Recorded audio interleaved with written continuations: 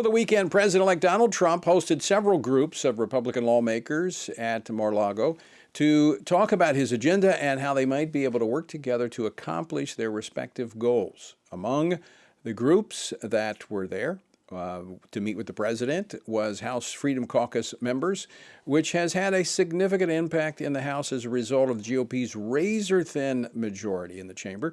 So what came of their meeting and what were the takeaways? Well, joining me now to discuss this and more, Congressman Andy Ogles, a member of the House Freedom Caucus, as well as the House Financial Services Committee. He represents the 5th Congressional District of Tennessee. Congressman Ogles, welcome back to Washington Watch. Great to see you and Happy New Year. Absolutely, and thank you for having me. Besides the sunshine, what else did you experience there at Mar-a-Lago? Yeah, we left the cold D.C. and flew down to Miami to, quite frankly, perfect and beautiful weather. But, more important than the weather or the dinner was the time spent with President Donald Trump. And we talked for several hours, as a matter of fact, late into the evening. But it was on border security. It was on crime. It's how, quite frankly, the Biden administration has used the weapon of the pen, executive orders, to attack and invade our country and undermine every working American day in and day out. And I understand there was some discussion about reconciliation, and the president is really kind of following the House Speaker's lead on this on one big, beautiful bill, as the president-elect describes it, to advance the priorities of reconciliation. Well, I think that's to be determined.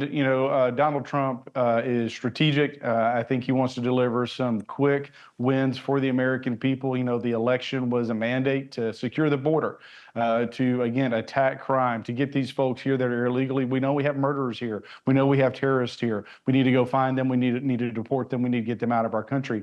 And so with that, I think organically there's the opportunity, or perhaps even the likelihood, that this could end up being two separate bills, because the larger, no matter how big and beautiful it might be, the larger it is, the more complicated it becomes and the more difficult it will be to pass, and the longer it'll take to pass. So even if it can pass, it's going to take more time. So with that, if you deliver a smaller bill, then follow up with tax policy, we can get those done. We can make sure Donald Trump has a successful 100 days and delivers a secure border for the American people. So it sounds like you lean toward the two-track strategy of the two bills?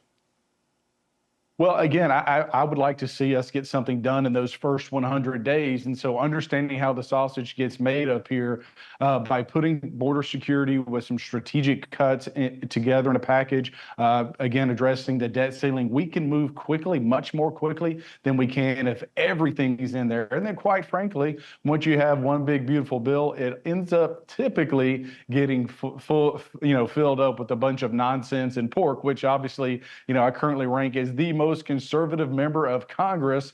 So I'm very much against the pork. I think we've got to cut where we can cut. Look, we can't cut our way out of this mess. We're going to have to grow our way out of this mess. But every cut, every penny, every dollar matters. Well, I agree with you. I think it's a combination. I do think we have to be more responsible in our spending, but at the same time grow. We can't grow our way totally out of this when we're spending more on the interest to our debt than we are national security. Nor can we just cut our way out. So it's going to take a combination. But the counter, I guess, of the two-track strategy, and it makes sense what you've described, but knowing how that sausage that you made reference to is made, sometimes the sweetener there, the border security, and some of these things that are more politically palatable are what helps pass debt ceiling. I mean, you're a member of the Freedom Caucus. I think you're going to have a little bit of a challenge with some of the Freedom Caucus members with the debt ceiling raise, are you not? Well, again, this gets back to understanding that we've got to change the way this town operates. And so part of that is nerdy procedural stuff. So, one of the successes we had with this, when Mike Johnson was elected, I was one of the individuals that helped whip those final votes and get him across the finish line, is that you can't do, suspension bills the last day right before you fly out. Because what ends up happening is they put some junk bill together, they sweeten it for the Democrats, and they pass it with a majority of Democrat votes. You can't do that anymore. You can only do a suspension bill on a Monday or Tuesday. That's one of those things. Again, it's nerdy. Most people don't understand why that's important, but what it does is it stops this town from running over the American people. And so day in and day out, what we're trying to do is fix how this place operates. And one big beautiful bill might seem great, but when you understand everything that gets thrown in there, it's really counterintuitive to the mandate that the American people delivered to Donald Trump and to Congress to fix this country. Well, it's going to be interesting to see how this works out, but I agree with you that something needs to be done quickly, and showing that Congress and this Republican majority in the House, now the Senate and the White House, is responsive to the American people. So I think you're right in probing to find which way will move you more quickly to responding to those mandates. I want to switch gears a little bit. I know your background is kind of on the financial services, and you're focused on those issues. But I assume that in the conversation, other issues came up, possibly what's happening in California and where these woke DEI policies are leading us. I would think this is a wake-up call for the president after he saw what happened with Secret Service. If their focus on DEI, then we see this once again in California, the focus in LA, the fire department, DEI, woke policies. Isn't it time we get back to mission focus?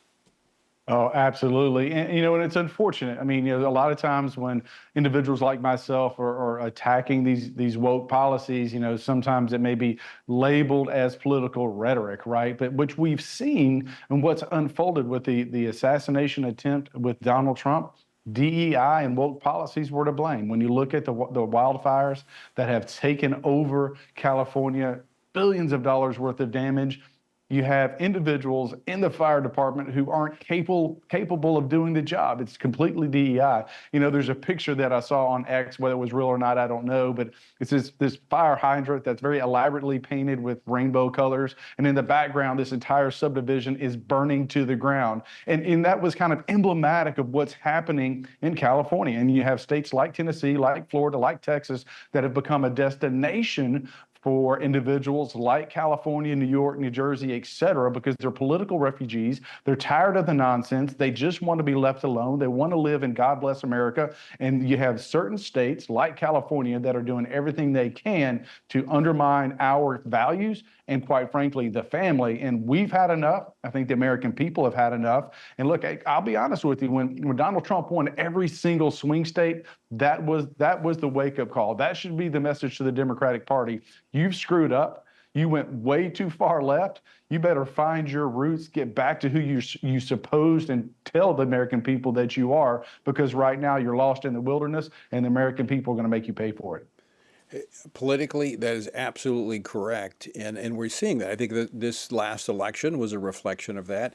But knowing where these woke policies lead, and the next catastrophe that needs to be avoided, I immediately think of what's been happening in the last 4 years with our nation's military and the woke policies that have been pushed there. And we look at what's happening in the Middle East, we look at what's happening in Europe, we look at what's happening with China.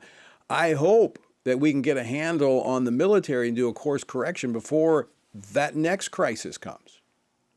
Yeah, that was one of the things that we talked about at the dinner was, how DEI and the woke policies have, infiltrated and infected our military and administrative state. And that one of the challenges that the president will face is rooting that out and getting back to mission focus. Like, what's the mission statement? How are we going to execute that? How are we going to deliver excellence for the American people, regardless of the agency or department?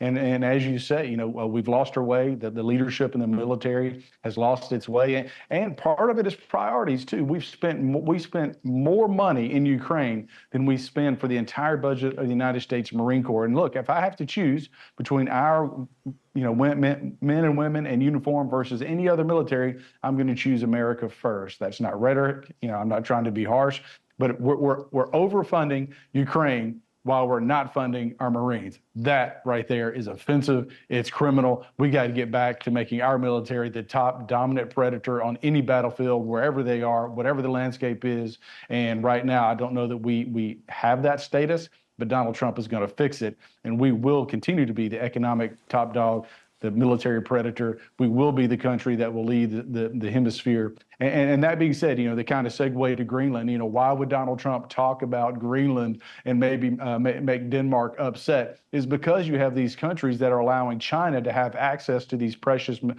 resources that really are in our backyard. And Donald Trump is putting his foot down and saying enough is enough. We're not playing these games anymore. It's America first. And you got to look at, when America wins, the world wins. When America wins, the world is safer. And that's what the American people and, quite frankly, the rest of the world wants. Well, in reality, Congressman, when the world is in trouble, they call the United States. So again, why not be preventative in trying to make sure that we can defend and be proactive in doing that? And by the way, I appreciate you mentioning the Marine Corps as a Marine veteran for taking care of the Marine Corps. But make sure that those dollars go to strengthen the Marine Corps and make sure that DEI policy does not continue to infect one of the greatest fighting forces in the world. And I appreciate you joining us today, Andy. Always great to see you. Thanks so much, and look forward to talking to you real soon. Yes, sir. God bless.